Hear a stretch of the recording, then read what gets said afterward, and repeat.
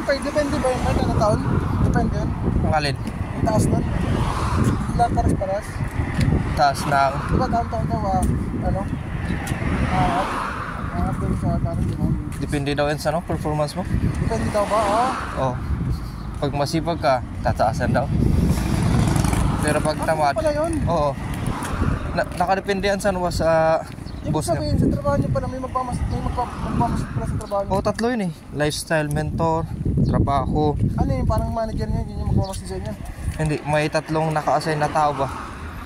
Tapos i-report yun sa Satcho. Bali Performance mo? bali tatlo yun. Isa, lifestyle mentor.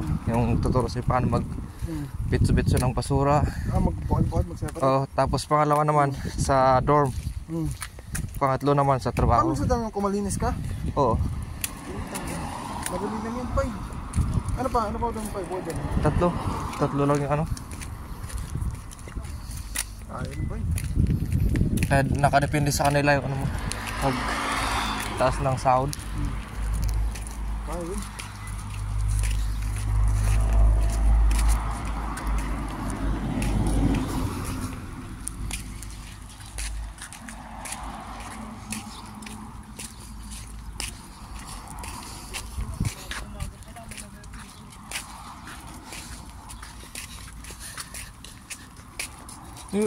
Kano mo itataas siguro nyo?